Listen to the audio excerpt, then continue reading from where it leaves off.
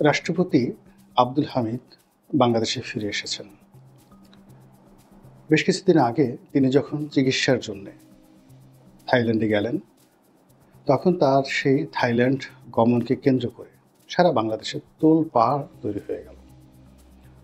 আমরা যে একটা অস্থির জাতি এবং খুব সহজেই অপরের প্রতি আস্থা হারিয়ে ফেলি, এমনকি নিজের প্রতি। তারই একটা বাস্তব রূপ আমরা দেখতে পেলাম যখন প্রেসিডেন্ট আব্দুল হামিদ দেশের বাইরে গেলেন।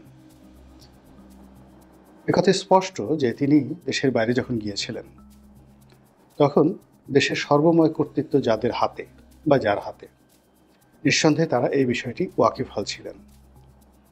কিন্তু যখন তার দেশ ত্যাগের পর গুঞ্জন শুরু হলো, আমাদের দেশে একজন রাষ্ট্রযন্ত্রে বা প্রশাসন যন্ত্রে কাউকে খুঁজে পেলাম না যার ব্যক্তিত্ব রয়েছে, সৎ সাহস রয়েছে এবং যার পেছনে মানুষের মতো মেরুদণ্ড রয়েছে। সবাই মুখ লাগানোর চেষ্টা করলেন এবং এই যে রাষ্ট্রপতি হামিদ দেশের বাইরে গেলেন, এই দায়িত্ব এয়ারপোর্টে যারা কর্মরত সাধারণ পুলিশ কর্মকর্তা রয়েছেন তাদের কয়েকজনের উপর রীতিমতো গজব আকারে নাজিল করা হলো। তো একটা ছোট বিষয় নিয়ে যখন রাষ্ট্র দাঁড়াতে না পারে কারো পক্ষে, কিংবা অতি ক্ষুদ্র একটা বিষয় নিয়ে যখন রাষ্ট্র প্রতিবাদ করতে না পারে, কাজেই সে রাষ্ট্রের মান মর্যাদা কোথায় থাকে? বা এই রাষ্ট্র যারা পরিচালনা করেন, যাদের ন্যূনতম আত্মমর্যাদাবোধ, ন্যূনতম ব্যক্তিত্ব এবং ন্যূনতম মেরুদণ্ড যদি না থাকে, তাদের হাতে একটা দেশ কতটা নিরাপদ এবং কতটা অনিরাপদ তা আমরা এই 2025 সনে হাড়ে হাড়ে টের পাচ্ছি। রাষ্ট্রপতি আব্দুল হামিদ যখন চলে গেলেন, আবার এখন যে ফিরে এলেন, এই দুইয়ের মধ্যে যা কিছু ঘটেছে তা নিয়ে আলোচনা করব। তার আগে বলে নেই যে তাকে আমি কেন রাষ্ট্রপতি হামিদ বলছি, কিংবা তাকে কেন আমি সাবেক রাষ্ট্রপতি বলিনি। আমার দীর্ঘদিন পশ্চিমা দেশগুলোতে থাকার সুযোগ হয়েছে।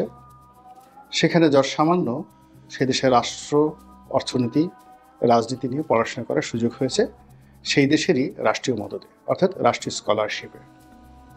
তো সেখানে আমি দেখেছি যে জনপ্রতিনিধিদের যে সম্মান, ওটা আমৃত্যু অক্ষুণ্ণ থাকে এবং তাদের যে পদ পদবি, ওটি কখনো স্থানকাল পাত্রভেদে হেরফের হয় না।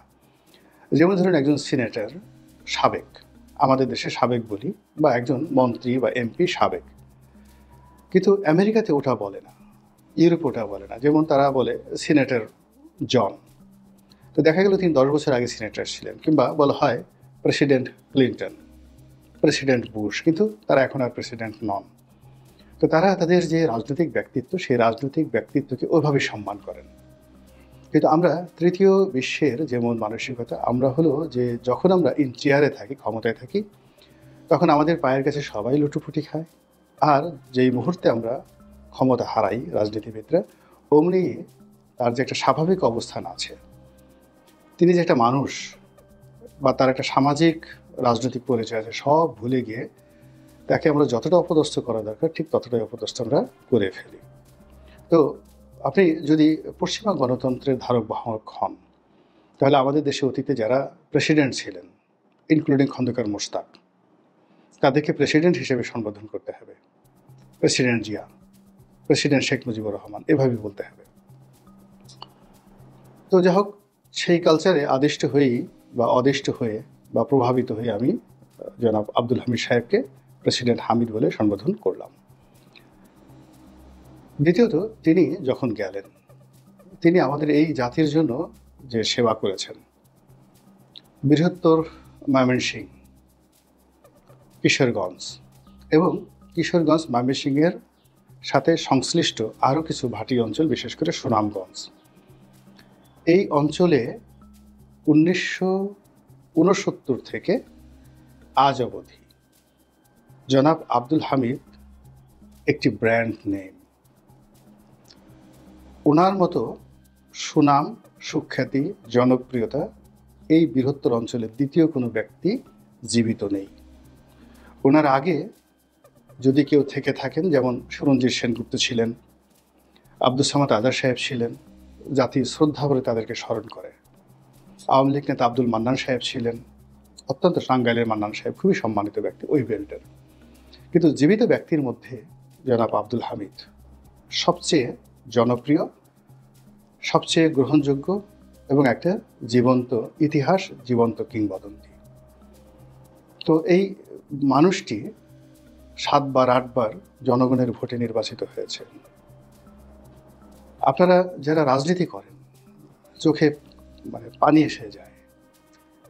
একবার এমপি হওয়ার জন্য মানুষ জীবন যৌবন শেষ করে দেয় এবং তার সব কিছু সে বিসর্জন দিয়ে হলে সংসদ সদস্য হতে চায়। আর একবার সংসদ সদস্য হওয়ার পর দ্বিতীয়বার সংসদ সদস্য হওয়া, তৃতীয়বার হওয়া, এটা রীতিমতো ভাগ্যের ব্যাপার। এবং এটা যে কত বড় যোগ্যতা যে একজন মানুষ তার নির্বাচনী এলাকাতে 5বার 6বার 7বার 8বার সংসদ সদস্য নির্বাচিত হচ্ছেন। ওই মানুষটি ওই নির্বাচনী এলাকার অন্ততপক্ষে 10 লাখ লোকের চোখের মণি, মাথার মুকুট এবং তাদের দোয়া এবং ভালোবাসার উপলক্ষ। কাজেই ওই ধরনের মানুষকে যখন কেউ অপমান করে, 10 লক্ষ মানুষের অনুভূতিকে অপমান করা হয়। তো কাজেই তিনি তার জীবনের প্রায় 60 বছর, 60 ইয়ার্স তিনি রাজনীতির পিছনে ব্যয় করেছেন এবং সফলতম। তৃণমূল থেকে একেবারে তার জীবন শুরু হয়েছে সংসদ সদস্য দিয়ে। তিনি কখনো মেম্বার চেয়ারম্যান দিয়ে রাজনীতি শুরু করেননি। সেখান থেকে ডেপুটি স্পিকার ছিলেন এবং 2বার রাষ্ট্রপতি। তার কর্মকাল, তার ব্যক্তিগত জীবন, তার ব্যবহার, কোনো কিছু নিয়ে রাজনীতির যারা স্টেক হোল্ডার কেউ কখনো অভিযোগ করেননি। তিনি যখন স্পিকার ছিলেন, আওয়ামী লীগের লোকের চাইতে বিএনপির লোকজন তাকে ভালোবাসতেন। তিনি যখন রাষ্ট্রপতি ছিলেন, তখন তার যে রাষ্ট্রপতির সহজ সরল জীবন, সহজ সরল কথাবার্তা, তার যে সহজ সরল উক্তি, এটি আবহমান বাংলার যে একজন রাষ্ট্রপতি, মোটে মজুর কুলি তাদের রাষ্ট্রপতি, এই যে অভিধা গণমানুষের যে রাষ্ট্রপতি, সুদীর্ঘ 60 বছরের শ্রম মেধা, আমরা এতটা অকৃতজ্ঞ, এতটা অভদ্র, এতটা বাজে স্বভাবের যে এই বিষয়গুলো আমরা একবারও স্মরণ করলাম না যে এই বয়োবৃদ্ধ মানুষটি, 78 বছর বয়স্ক মানুষটি, তার শারীরিক জটিলতা রয়েছে এবং সেই শারীরিক জটিলতার জন্য তার চিকিৎসা প্রয়োজন, তিনি অসুস্থ। আমরা তাকে দ্বিধার্সে গালিয়ে দিলাম এবং তিনি দেশ থেকে পালিয়ে গেছেন অনেকটা বনহুর, দস্যু বনহুরের মতো, অনেকটা সেই গডফাদার, ম্যারিও পুজোর গডফাদারের মতো তিনি সবার চোখে ধুলো দিয়ে তিনি সেখান থেকে পালিয়ে গেছেন। কিন্তু একজন রাষ্ট্রপতি, আমাদেরই রাষ্ট্রপতি, আমাদের এই মহান সংসদের স্পিকার, আমাদের দেশের 10 লক্ষ মানুষ যাকে 7বার নির্বাচিত করেছেন, সে মানুষটি জীবন সানিয়ে এসে এতটা অসুস্থ যে তিনি লুঙ্গি পরে হুইল চেয়ারে করে প্লেনে যেতে বাধ্য হয়েছেন এবং একইভাবে তিনি বিদেশ থেকে ফিরে এসেছেন।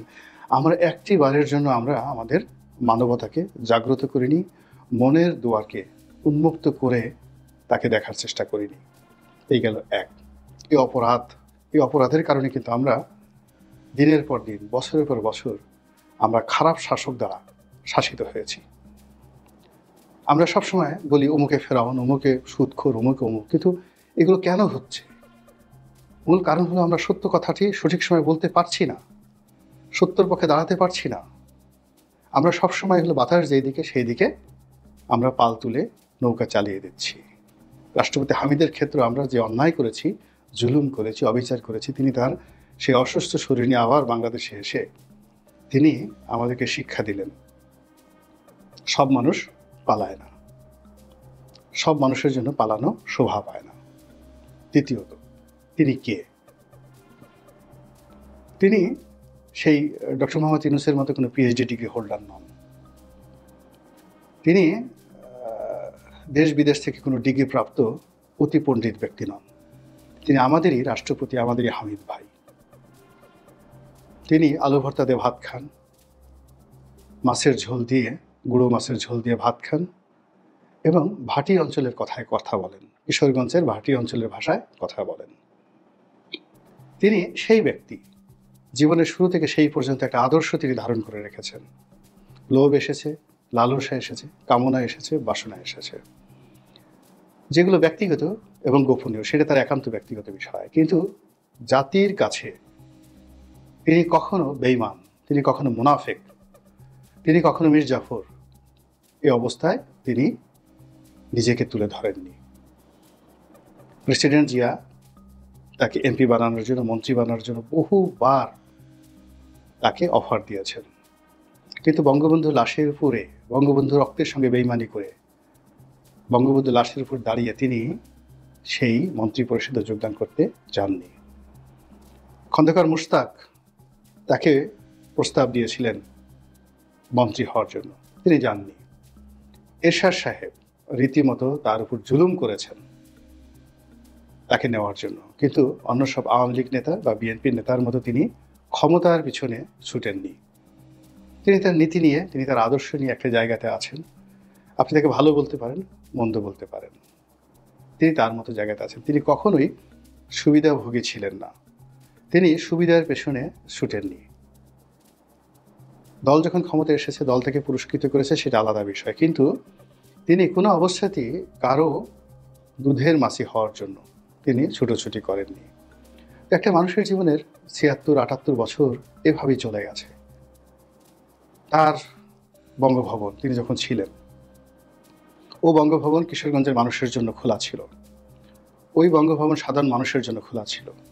যে কোনো মানুষ তার সাথে দেখা করতে পারতেন, তার মেহমান হতে পারতেন, তার ঘরের খাবার খেতে পারতেন, এবং এখন পর্যন্ত সেই জিনিসটি রয়ে গেছে। তো সেই আব্দুল হামিদ সাহেব ফিরে এসেছেন।